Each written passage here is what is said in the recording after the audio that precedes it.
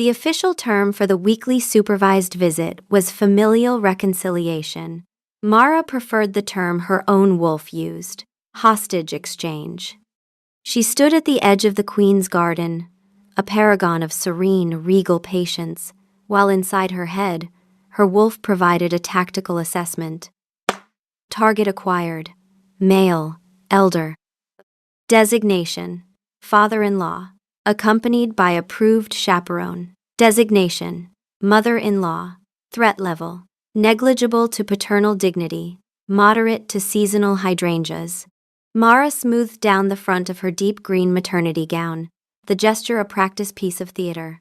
The bump was prominent now, 7 months along, a constant, gentle reminder of the chaos it had unleashed upon the kingdom. Not political chaos, personal chaos. The kind of chaos that involved 712 cushions and a king who had, at one point, growled at a painting. "He looks tense," Mara murmured to Queen Dowager Isolde, who stood beside her, a slim, silver-haired woman in spectacles who radiated the kind of calm that only comes from having already survived the absolute worst. Isolde adjusted her spectacles. "Alistair has 2 moods, my dear, tense and asleep, and he rarely sleeps. It's what made him such a dreadful king and an even more dreadful husband." She said it with the casual affection of a scientist discussing a particularly fascinating mold. Roderick, however, looks like he's about to vibrate through the flagstones. Mara didn't need to be told. She could feel the agitated thrum of her mate's energy from across the manicured lawn.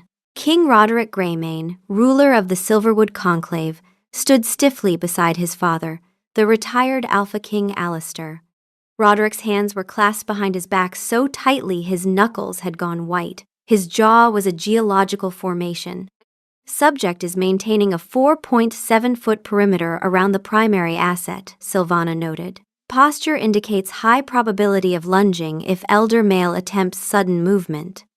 They had arrived at this arrangement, the supervised visit, the ground rules, the 2-chaperone system, because of what the castle staff now referred to, with the particular relish servants reserved for their employer's worst moments, as the teacup incident. 3 weeks earlier, Alistair had reached toward Mara's stomach without asking. What happened next was, depending on who you asked, either a reasonable response or a war crime against porcelain. Roderick had moved so fast the air cracked. He'd put himself between Mara and his own father with the kind of speed that made furniture irrelevant, and he'd growled, not a performative rumble, but the real thing, the sound that came from the oldest part of a wolf's chest, so loudly that every wolf in the East Wing had shifted involuntarily. A footman found himself suddenly a large gray wolf standing in a puddle of livery. Nobody was hurt. 3 vases and a 200-year-old tea service were casualties.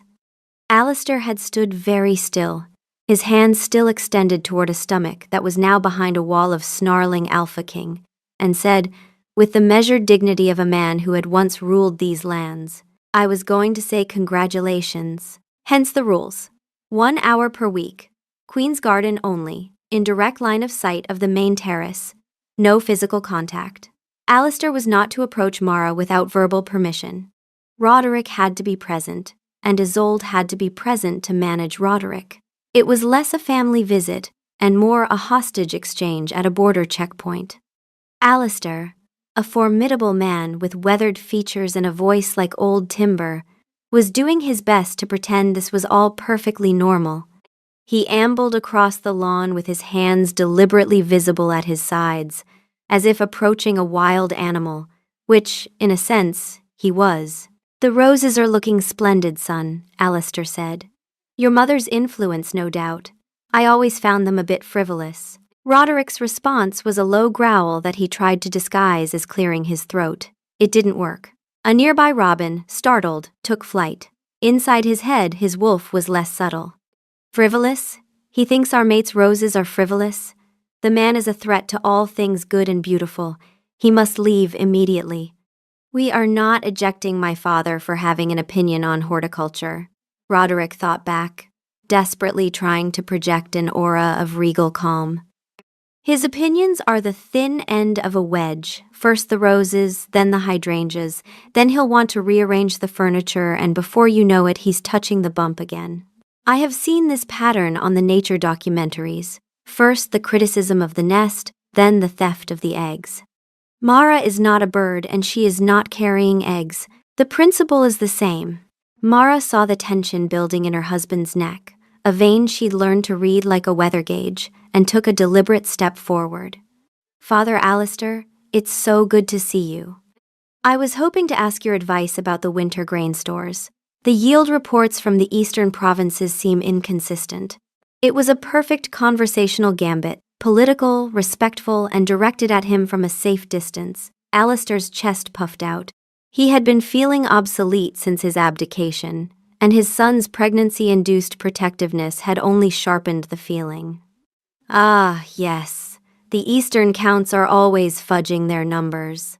Your best move is to send an inspector who doesn't look like an inspector. I used to send my tailor. Nobody suspects the tailor. Advice. He is giving her advice. Advice is a vehicle for influence. He is filling her head with useful governance strategies. Roderick interrupted his own wolf, mildly astonished that the thought had required interrupting. Isolde glided forward, sensing her son was approaching the edge of his patience. Alistair, dear, why don't you tell Mara about the time you tried to negotiate with the Lord of the Mirelands and ended up trading away our fishing rights for a cart of what turned out to be enchanted, self-replicating turnips? Alistair's face soured. That was a strategic relocation of assets, Isolde, and the turnips were a valuable lesson in due diligence. We were eating turnip soup for a decade, Isolde said cheerfully. The kitchen staged a revolt. It was marvelous. The distraction worked. Roderick's shoulders relaxed a fraction of an inch. Mara hid a smile behind her hand. The fragile peace held for another 30 minutes, a new record, before Alistair made the mistake of saying that Mara looked tired. Roderick's head snapped toward his father with the speed of something that hunts for a living. Tired? Roderick repeated, his voice dangerously flat. Why does she look tired to you? Has something about her appearance changed? What specifically are you observing? I'm observing a pregnant woman, Roderick, Alistair said, with the weary patience of a man who has survived his own wolf's nonsense for 60 years. They get tired. Your mother hauled firewood until the day you were born, and you, my love, were a week late and weighed 11 pounds, Isolde added sweetly. I believe my exact words were, "Get this demon out of me before I burn this forest to the ground." The comment was so unexpected that Mara let out a genuine laugh. The sound seemed to break the tension. Even Roderick's wolf went briefly, blessedly quiet, as though the sound of his mate's laugh had tripped some circuit in his brain that temporarily overrode everything else. The mate laughed, his wolf said, not shouting, just noticing. It is a good sound. Isolde checked her watch. 52 minutes. A personal best. She turned to Alistair. The hostage exchange is concluded for the day, dear.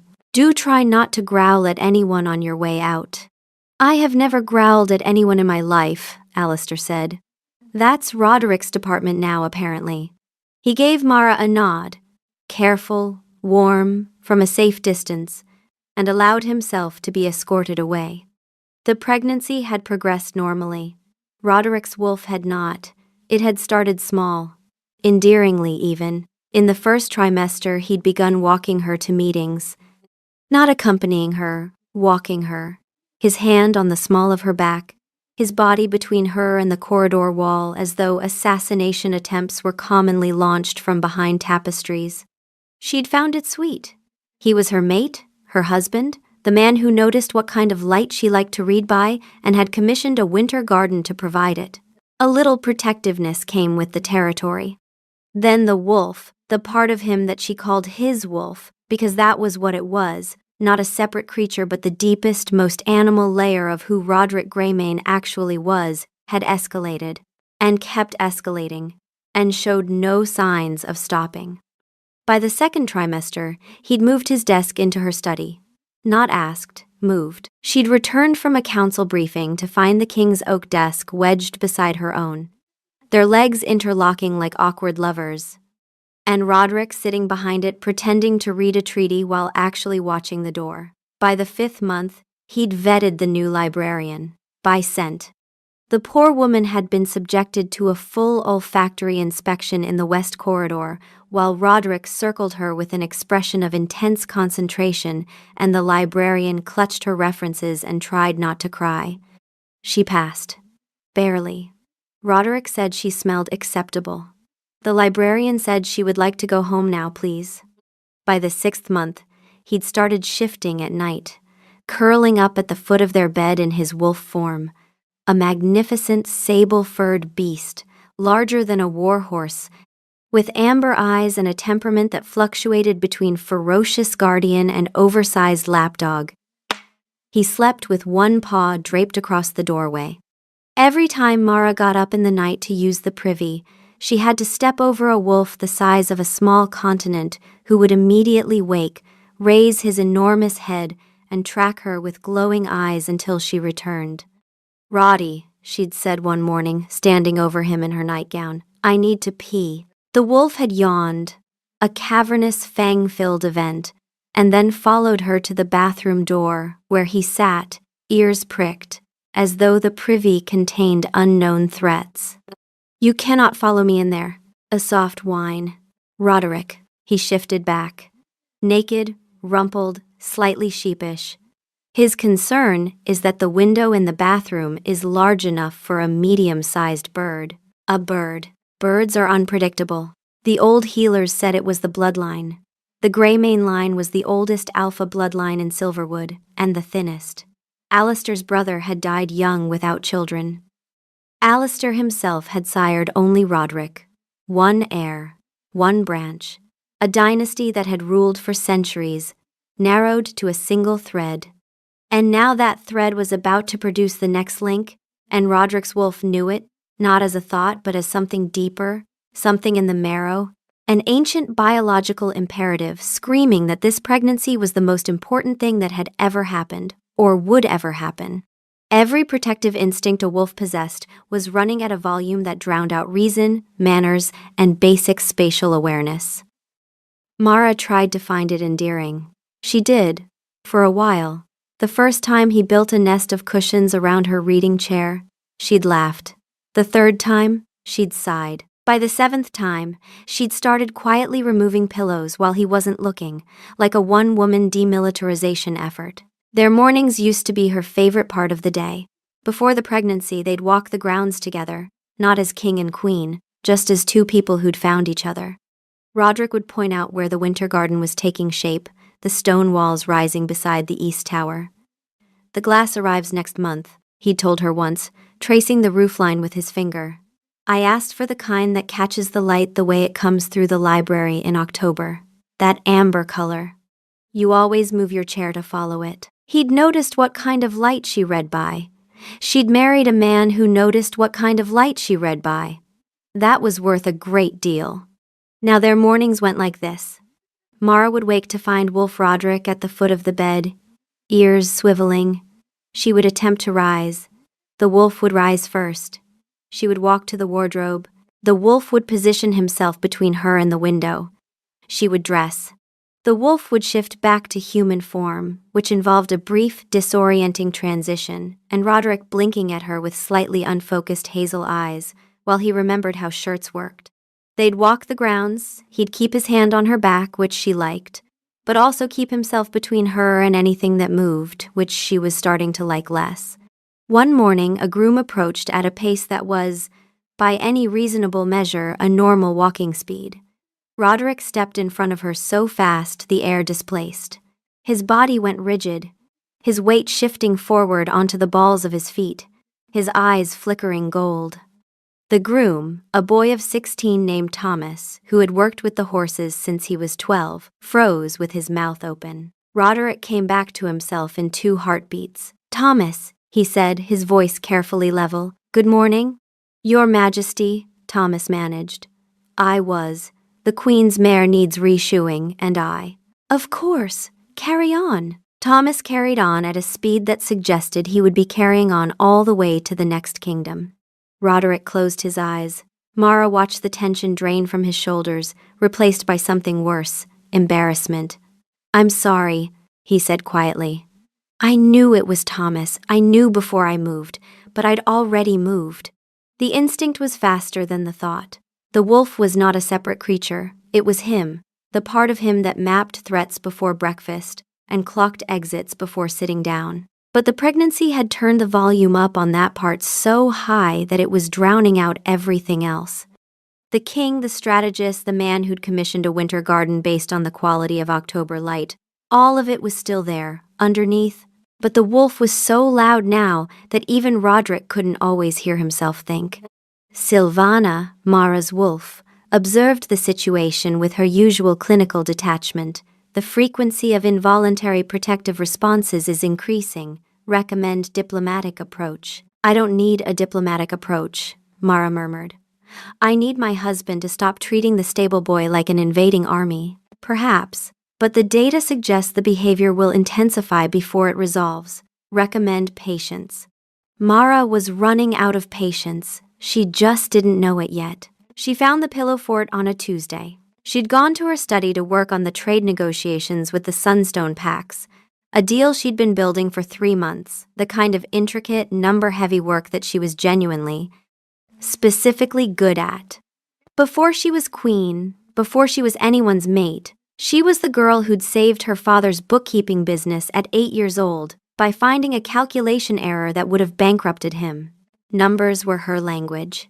Leverage was her instrument. She was close to a deal that would open the southern trade routes for the first time in a decade, and she needed her study. She opened the door. Her study had been redecorated. Every cushion from the drawing room, 9, both from the window seat in the east corridor, 2. The decorative pillows from the guest chambers, 14, in various states of embroidered indignity. The large velvet bolster from the downstairs settee. And, perched atop the structure like a garish crown, a cushion embroidered with a hunting scene that had been a diplomatic gift from the Lord of the Marshlands. The embroidered stag looked vaguely horrified by its new circumstances. It was a fort, a genuine, architectural, structurally ambitious fort of cushions built around and over her desk chair so that anyone sitting in it would be entirely encased in softness. There was a gap at the front, presumably for her arms to reach the desk. It was insane. It was also, she had to admit, impressively engineered. Roderick stood beside it with the expression of a man presenting his life's work. "My wolf finds the ambient light in this room suboptimal for gestation." "The den is complete," his wolf announced in his skull. "It is a masterwork. The structural engineering alone would make a lesser wolf weep. Present it to the mate. She will be overwhelmed with gratitude." Mara picked up the hunting scene cushion. "Roddy, this is a fire hazard.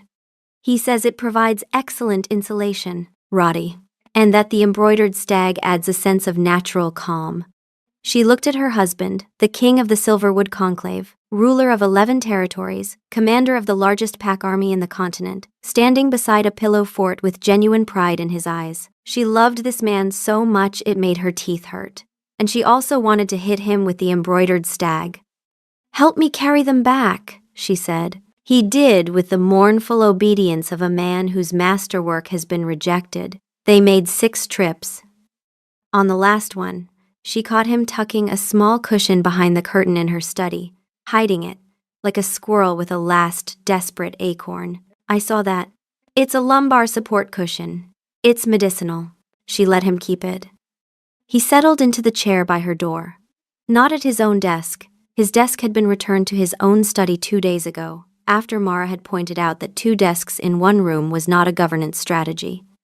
He just sat in the chair by the door, a book open on his lap, his eyes on the corridor, guarding. She worked. The Sunstone numbers were good. The Southern route tariffs needed adjustment. She was close to seeing the pattern. But every few minutes, she felt his attention, not his gaze exactly, but his presence. The focused weight of a wolf's awareness pointed at her like a beam of light. She was the most important thing in his world, and he could not stop watching her, and it should have felt like love. It was starting to feel like a wall. The scent marking ceremony was an annual ritual, ancient and symbolic. The Alpha King journeyed to the 4 warding stones at the corners of the kingdom to mark them in wolf form, renewing the territorial claim and strengthening the land's protective magic. It required 3 days of travel. Gravemaw's response to this news was immediate and absolute. "Leave the mate? For 3 days? Are you insane? A meteor could strike. A rogue bear could infiltrate the castle. The cook could use too much salt. I will not allow it." "I have to go," Roderick said, pacing the bedchamber. "It's tradition. If I skip it, the wards weaken. It's not optional." 3 days. 3. That is 72 hours. 4,320 minutes. 259,200 seconds. I counted. "She's coming with me," Roderick declared. Mara, who had been reading a treaty on the bed, looked up. "I'm sorry." "What?" "You're coming with me. It's the only way I'll be able to focus." His wolf erupted in joy. "A pack journey. We will protect the mate on the road. We will howl at the moon together. It will be a honeymoon, but with a baby. So a baby moon, but with wolves. "I am 7 months pregnant," Mara said, setting down the treaty. "I am not going on a 3-day trek to watch you scent things." "A diplomatic opportunity," Silvana offered. "The ceremony is a display of territorial strength. Your presence subverts expectations. Strategically sound." "My wolf thinks it's a good idea," Mara said reluctantly.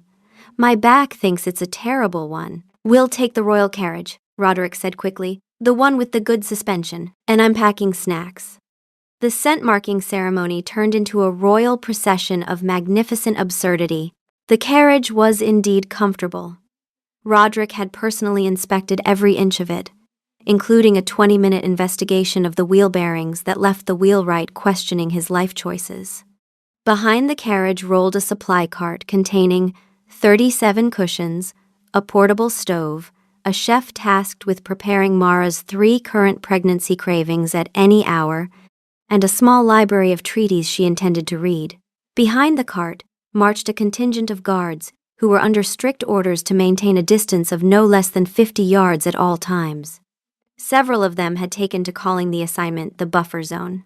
Isolde had insisted on joining. "Someone needs to document this for posterity," she said. "Chapter 17 of my memoir practically writes itself." She rode in the carriage with Mara, reading serenely while the kingdom's forests rolled past the windows. At the first warding stone, a great monolith of granite on the eastern plains, carved with symbols so old nobody remembered what they meant, Roderick shifted. The transformation was matter of fact, a physical reality of his life, and the wolf that emerged was magnificent, sable-furred, larger than any other wolf in the kingdom, with amber eyes that caught the morning sun. He marked the stone with ancient precision, the ritual movements as instinctive as breathing. Then he trotted back to the carriage, whined until Mara came out, and proceeded to herd her around the stone in a wide protective circle, as if consecrating it with her presence. Every time she drifted more than arm's reach from the stone's shadow, he nudged her back with his massive head. She made 3 complete circuits while the guards studied the horizon with intense, dedicated fascination. The same thing happened at the southern river stone and the western mountain peak. By the time they reached the final stone in the northern forests, the ancient ritual had been thoroughly stripped of its dignity. Roderick, in wolf form, marked the stone with the appropriate solemnity. Then he paused, sniffed the ground, found a stick, a good stick, solid oak, pleasantly curved, and picked it up. He trotted over to Mara and dropped it at her feet. Then he sat back on his haunches, tail sweeping the forest floor, and looked up at her with an expression of such transparent, ridiculous hope that Mara heard Isolde choke on her tea inside the carriage. She stared at the stick. She looked at the giant, fearsome wolf who was the king of their people, currently panting with eager anticipation. She looked at the guards, several of whom had given up all pretense and were openly grinning. "He wishes to play," Silvana noted. "A bonding exercise. Protocol dictates you throw the object." "Oh, for heaven's sake," Mara muttered, and threw the stick. The Alpha King of the Silverwood Conclave bounded after it with a joyful yip that no one in the delegation would ever, under pain of death, mention publicly. He brought it back. She threw it again. He brought it back. On the third throw, she put her whole arm into it, and he crashed through a thicket of ferns with such enthusiasm that 3 birds evacuated and a rabbit reconsidered its life. When he returned, stick in mouth, leaves in fur, tail wagging, she buried her face in his thick neck and laughed until her ribs ached. He smelled like pine and cold air and the warm, particular amber that was just him, just Roderick, underneath everything. For a moment, standing in the northern forest with her ridiculous husband and his ridiculous stick, she didn't feel suffocated, she just felt found. Then, on the carriage ride home, he repositioned himself between her and the window, because the breeze could carry unfamiliar scents. She moved to the window. He moved with her. She looked at Isolde. Isolde raised an eyebrow over her book and said nothing. Silvana observed. Estimated time to critical frustration threshold, 7 days. It was 5. The suffocation had a rhythm. It arrived in small, relentless waves, each one reasonable in isolation, each one another brick in a wall she hadn't consented to. He had the kitchen send food to her study every 45 minutes. Not meals, offerings, plates of cheese, bowls of fruit. A tureen of soup that appeared at 10 in the morning with a note from the chef that said, simply, "The king insists." By noon on the first day, she had 7 untouched plates arranged around her desk like a shrine to dairy. He attended her meeting with the Sunstone emissary, a meeting she had prepared for, a meeting in her domain, the kind of negotiation she could conduct in her sleep. And when the emissary leaned across the table to point at a clause on the map, Roderick growled, not loudly, just a low vibration in his chest that made the water glasses tremble. The emissary withdrew his hand as though the map had bitten him. Paragraph 12, Mara said smoothly, covering the moment with professional grace. But she saw the emissary's eyes flick to Roderick, saw the recalculation happening. Was he negotiating with the queen or performing for the king? Her authority in the room had shifted just slightly, and Roderick didn't even know he'd done it. He had the castle tailor make her a new cloak. It arrived folded in a cedar box, deep green to match her favorite gown, and when she unfolded it, she discovered it was less a cloak and more a portable shelter. It was lined with wolf fur, ethically sourced, from Roderick's own winter coat sheddings, which was somehow both touching and deeply weird, and it weighed approximately 11 pounds. For warmth, Roderick said, watching her hold it up. The draft in the east corridor is, Roddy, this weighs more than our future child. It's supportive. It has structural integrity. She tried to take a walk. Alone. A simple walk through the rose garden, the kind she used to take every afternoon, when she would think through problems and let the silence do its work. She made it to the end of the first path before she heard his footsteps behind her. Measured, unhurried, matching her pace exactly. He wasn't even pretending. She stopped. He stopped. She turned. He was 10 feet behind her, close enough to reach her in a heartbeat, far enough to maintain the fiction that he wasn't following her. His expression was mild, attentive, golden flecked. Hi, he said. Roddy, the roses are lovely today. She turned back and kept walking. He kept following. She walked faster. He matched her. She stopped again. He stopped again. 2 wolves with amber eyes watching their mates from perfectly calibrated distances, except she was the one who felt like the animal in the enclosure. She went back inside. She didn't take a walk again for a week. The worst part, the part that made it so hard to be angry, was that none of it was malicious. Every plate of cheese was love. Every growl was devotion. Every footstep behind her was a man whose entire being was oriented around her safety, with a single-mindedness that was, in its purest form, the most profound declaration of love she had ever received. His wolf wasn't doing this to her. His wolf was doing this for her. It was just that somewhere along the way, for her had stopped including her opinion on the matter. She hadn't been alone in 6 weeks, not truly alone, not a single moment where she was just Mara, a person with her own thoughts, breathing air that hadn't been pre-screened. Silvana, for once, didn't offer a tactical assessment. She just said, quietly, "We are tired." The breaking point arrived on a Thursday, at 2 in the afternoon, over a tariff clause. Mara was in her study. The Sunstone negotiations were at a critical juncture. The emissary had submitted a counter-offer that was clever, well-constructed, and had a flaw she could see hovering at the edge of her vision like a word on the tip of her tongue. Paragraph 7 contradicted paragraph 12. She was sure of it. She just needed an hour of quiet to prove it. 1 hour. Silence. Her mind. The numbers. Roderick was in the chair by the door. He'd been there since morning. He was reading, or holding a book in the general direction of his face, while his attention remained fixed on the corridor. Every time someone walked past, he tensed. Not visibly, not to anyone who wasn't watching, but Mara was always watching. She could feel the micro-shifts in his energy, the way she could feel weather changing, the tightening, the assessment, the release. Person after person, hour after hour. Tighten, assess, release. Tighten, assess, release. A rhythm that lived at the edge of her attention and made it impossible to think about anything else. A maid arrived to collect the tea things. Agnes. She had worked in the castle for 30 years. She had served 3 kings. She was 64 years old and had a bad hip and could not, by any metric, be considered a threat to anything except perhaps a dusty windowsill. Roderick's head came up. His eyes tracked Agnes from the doorway to the desk.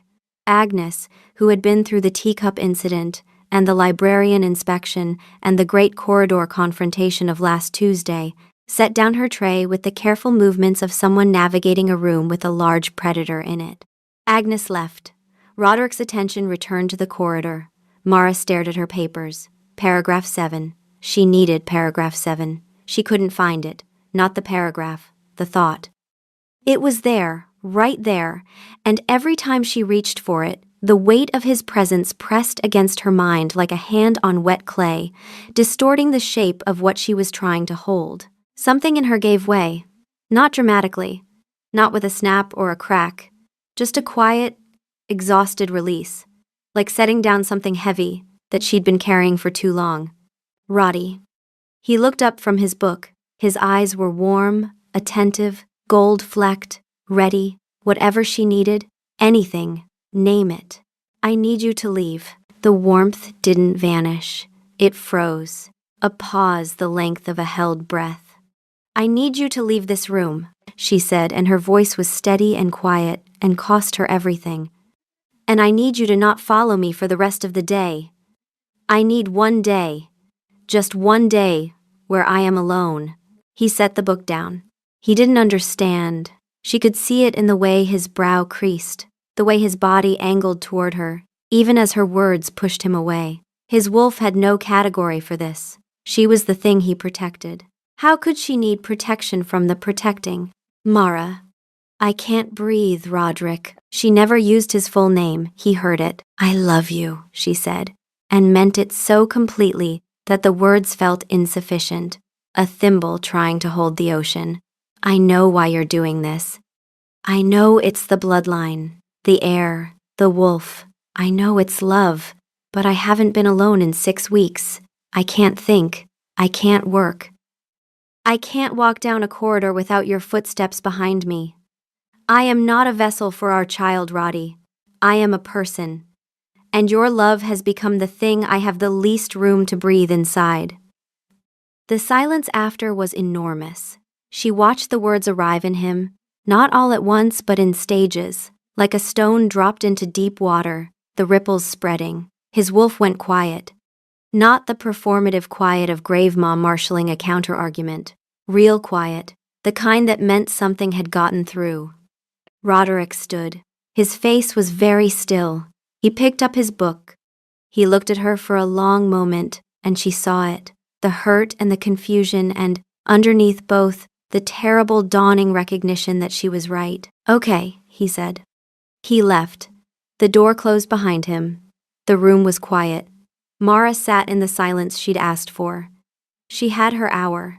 She had her study. She had paragraph 7 right in front of her, clear as morning. She put her head on the desk and cried. Roderick walked. Not to anywhere.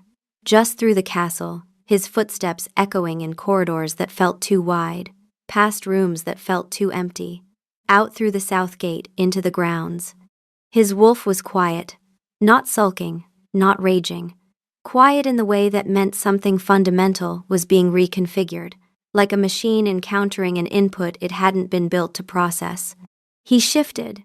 It wasn't a decision, just a thing that happened, the way a man who can't hold still anymore starts to pace. One moment he was a king walking through his garden, the next he was a wolf running through the forest that ringed the castle. He ran hard, the ground blurring beneath his paws, branches whipping past, lungs burning. He ran until the castle was a distant smear of stone behind him, and the forest was all there was. He stopped in a clearing. Moonlight. He was breathing hard, his sides heaving, his heart a drum. The human part of him was turning her words over and over, trying to find the angle where they didn't mean what they meant. The wolf part understood already. It was worse. She hadn't left.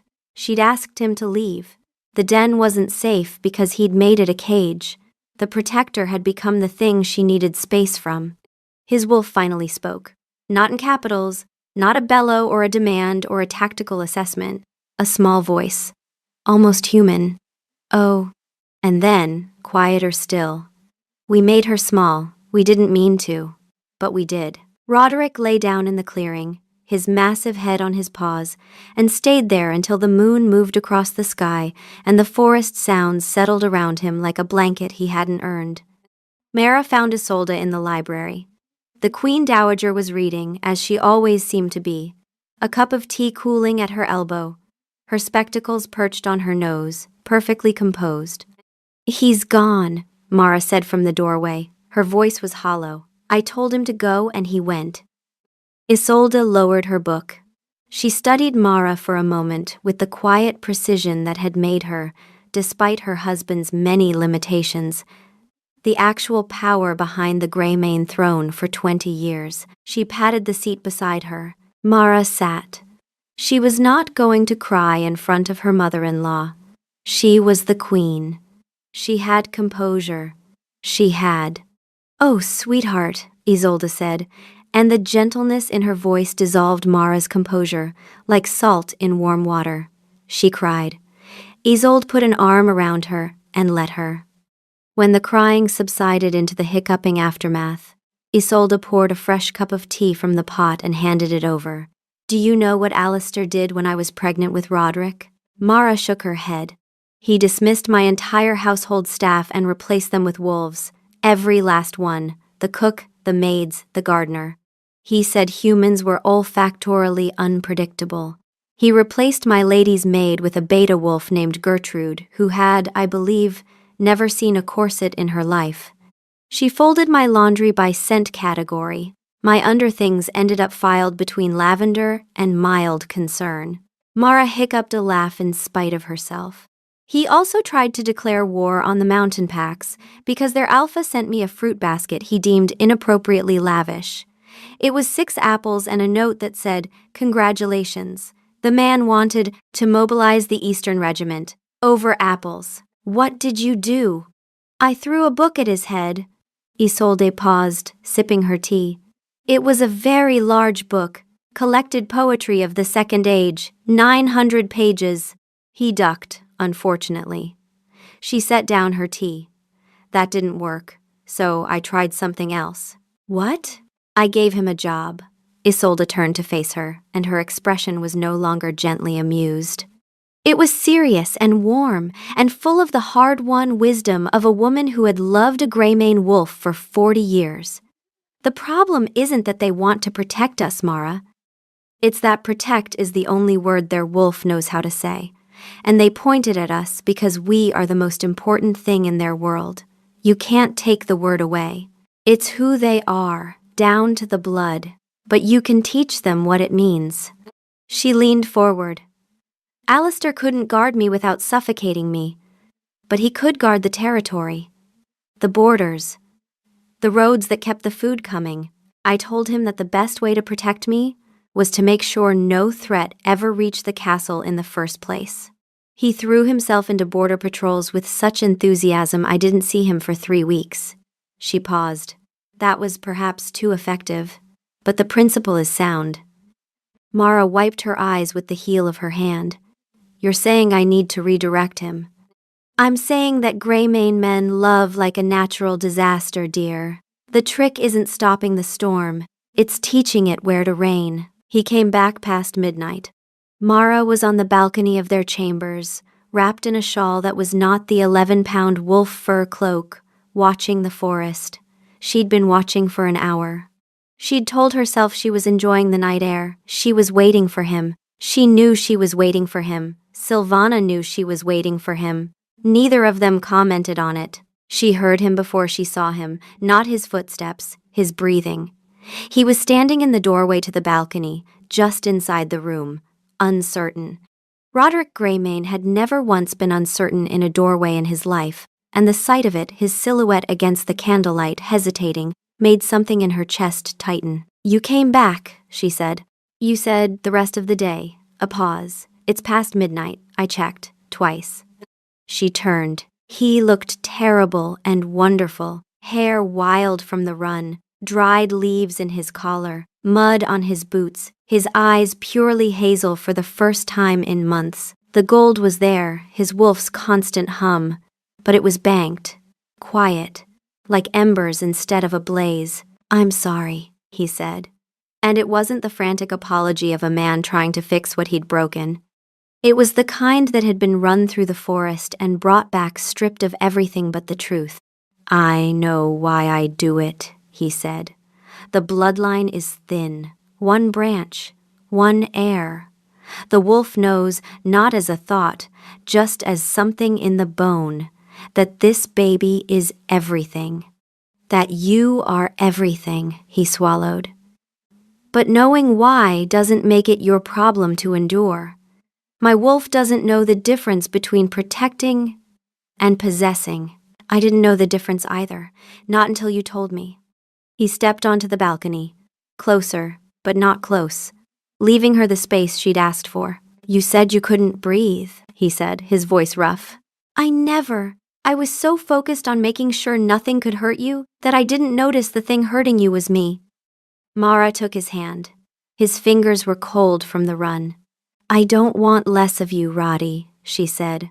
I don't want the wolf to be quiet. I don't want you to stop caring.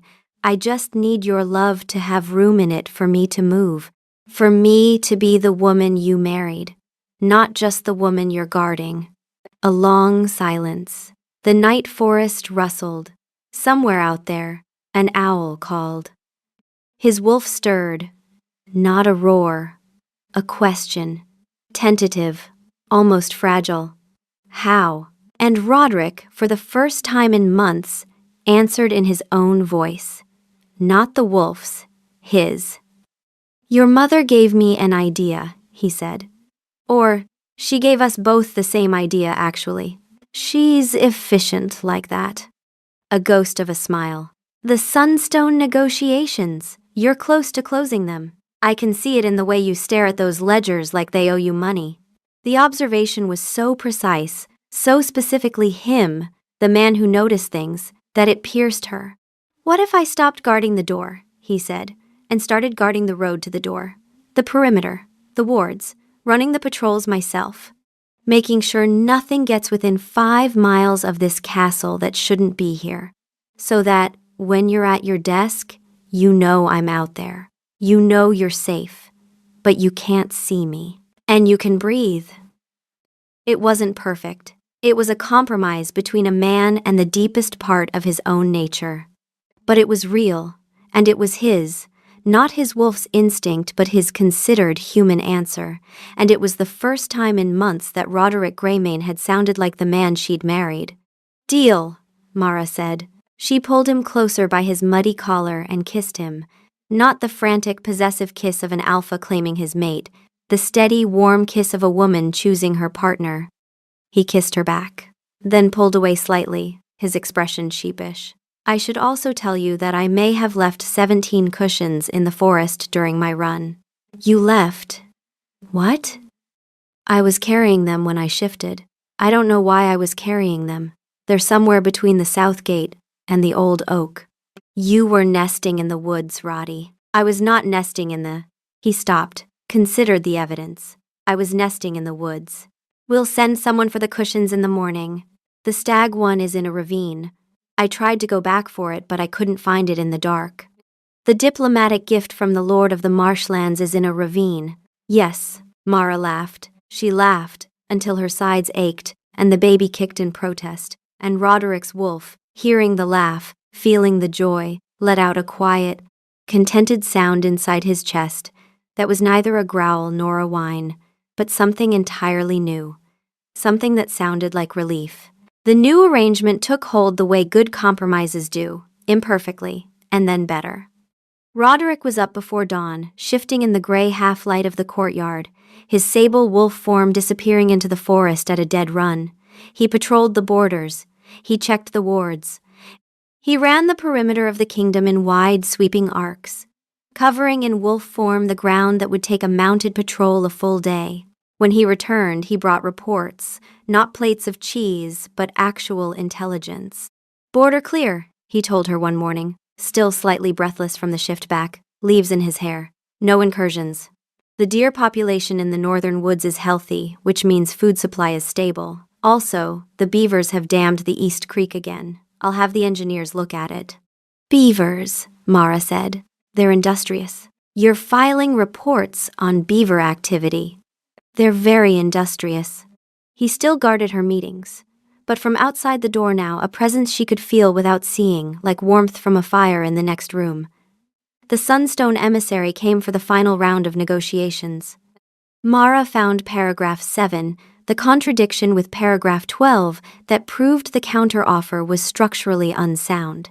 She presented it with the calm precision of a woman who had been doing math since she was 8 years old and had never once been wrong about a number. The emissary studied the clause. He studied her. From outside the closed door came a low, barely audible growl. Roderick, sensing that the meeting had reached a pivotal moment, offering his unsolicited commentary on the proceedings. Is that the king? The emissary asked. Yes, Mara said pleasantly. He disagrees with your tariff structure. The emissary looked at the door. He looked at Mara. He looked at paragraph 7.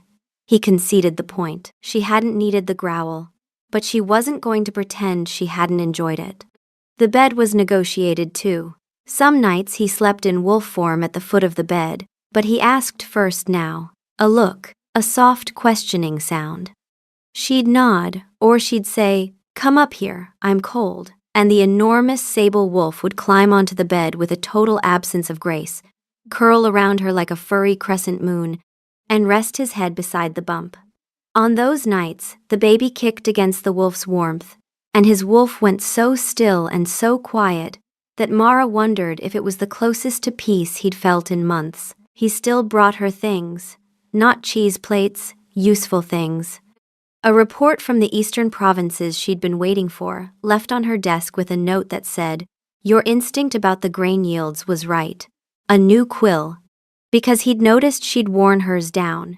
A single wildflower from his morning run, placed in a cup of water on the windowsill. No note, no explanation. The wildflower told her more than the pillow fort ever had. The pillow fort said, "I need to encase you."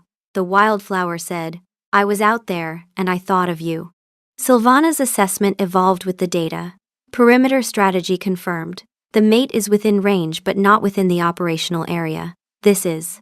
Sylvana paused, and for the first time her clinical register softened into something more honest. This is better. The baby came 3 months later, in the deep quiet of an autumn night, with a rainstorm drumming against the castle windows and the fire burning low. Prince Alaric Greymane arrived, squalling and furious. With his father's hazel eyes and his mother's dark curls and a set of lungs that suggested the Greymane bloodline's tradition of maximum volume was in excellent health. Roderick held his son for the first time in the amber light of the birthing chamber, and something happened that every healer in the room felt, but none could quite explain. The frantic humming energy that had radiated from the king for 9 months, the overprotective buzz, the hair-trigger vigilance, the wolf running so hot and so loud that it had nearly shaken his marriage apart, went quiet. Not silent, quiet, the way a river is quiet when it reaches the sea. Still moving, still powerful, but no longer fighting its banks. His wolf did not shout. For the first time in the better part of a year, Gravemaw did not bellow or demand or issue tactical assessments. He simply looked at the tiny, red-faced creature in Roderick's arms and said, in a voice so soft it barely registered as thought, "There you are. We've been waiting for you." Roderick's eyes were wet. He didn't wipe them. He looked at Mara, exhausted, triumphant, her dark curls plastered to her forehead, her green eyes bright with tears and joy and the bone-deep satisfaction of a woman who had just accomplished something extraordinary, and he said, "He's so small." "He'll get bigger," Mara said, "and his wolf will probably have very strong opinions about cushion placement. God help us all." The wolf settled into the man like a hand into a glove. The air was here. The den was real. The mission, the one that had been encoded in Greymane blood for 100 generations, was complete. Not finished, a wolf's work is never finished, but fulfilled. The desperate urgency melted into something steadier, deeper, a permanent vigilance that no longer needed to scream because it had found what it was looking for. Sylvana warm and quiet and no longer clinical at all units present and accounted for. The pack is whole. A week later, the nursery, soft morning light. Mara sat in a rocking chair, with Alaric asleep in her arms. She was tired in a way she hadn't known existed, a tiredness that went past bone into something almost spiritual, but beneath it was a settled certainty she'd never felt before. She looked at the tiny, perfect face of her son, and the old feeling, the imposter's whisper, the bookkeeper's daughter playing queen, was gone. Not buried, not armored over. Gone. The door creaked. Roderick, padding in quietly. Behind him, 2 more figures. Alistair, awkward and uncertain, and Isolde, radiating the particular smugness of a woman whose counsel has been vindicated by events. No supervised visit. No ground rules, no perimeter. Roderick stepped aside. Alistair approached the rocking chair like it was a sacred relic. He looked at Mara, looked at the baby. His weathered face, the face of a man who had ruled for 40 years with an iron will, who had once tried to go to war over apples, who had folded laundry by scent category, that face crumpled. "May I?"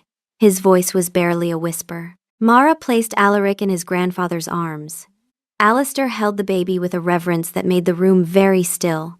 A single tear traced a line through the deep creases of his cheek. "He's got your mother's nose," Alistair said gruffly. "Poor lad." "I heard that," Isolde said. "My nose is the finest nose in this kingdom." Chapter 12 of the memoir is dedicated entirely to it. Roderick wrapped his arms around Mara from behind, his chin resting on her shoulder. She leaned back into him, the weight of him, not a wall anymore, just a warm, steady presence at her back. "Your wolf is quiet," she said. "He's not quiet," Roderick said. "He's happy." Turns out they sound the same from the outside. Inside, Gravemaw, who had spent the better part of a year screaming about threats and cushions and olfactory unpredictability, looked at the scene before him and said, "The pack is safe. The den is good. The mate chose us. We did not deserve it, but she chose us." And Mara's wolf, settling warm and content in the deepest part of her, where the tactical assessments lived and the threat levels were logged and the quiet, fierce love that had always been there, even when it called itself analysis, finally had a name. "We've done well." The morning light moved across the nursery floor. Alaric slept. Alistair held him like the world's most precious, fragile thing, and Isolde stood beside him with her hand on his shoulder, and for one rare, impossible moment, the Greymane family was perfectly, completely at peace. It would last approximately 4 hours, until Alaric woke up and demonstrated that he had inherited his father's lungs and his grandfather's opinion on the volume at which displeasure should be expressed. But for now, the castle was quiet. The wolf was happy. The queen was home.